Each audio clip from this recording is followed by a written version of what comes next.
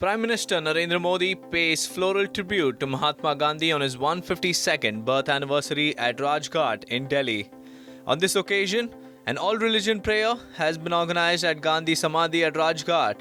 Besides PM Modi, several other leaders including Congress interim President Sonia Gandhi paid tributes to Mahatma Gandhi. On the occasion of 152nd anniversary of Mahatma Gandhi, Prime Minister Modi is all set to launch the Jal Jeevan Mission, in which people in India or abroad can help provide tap water connection in rural areas. He will also launch the Jal Jeevan Mission app, which is aimed at improving awareness among stakeholders. The Haryana police used water cannons on Friday to disperse farmers who had gathered to oppose events of BJP and JJP leaders. Cops busted an illegal arms factory and seized huge cache of weapons and ammunition in Asansol area of West Bengal.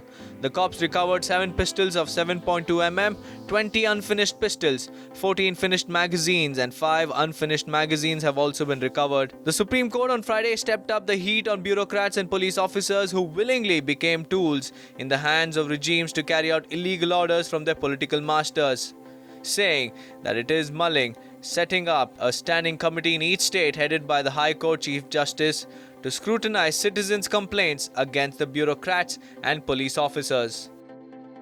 Fresh images of lava erupting from a volcano on Spain's Canary Islands have been recorded at midnight as Spain's IGME Geological Institute says there is a new spell of molten rock outpouring from a new exit on the side of Cumbre Vieja volcano.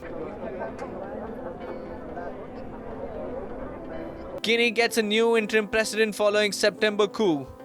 Colonel Mamadi Doumbouya, who led last month's coup in Guinea, is sworn in as interim president of West African state for a transition period of unspecified length.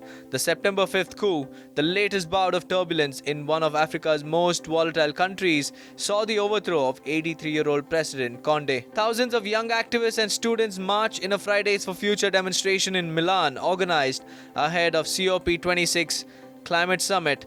Swedish activist Greta Thunberg and Ugandan activist Vanessa Nakate marched together with other young people for hours until they gather for a final public speech addressing world leaders in which the two activists call for urgent action on climate change.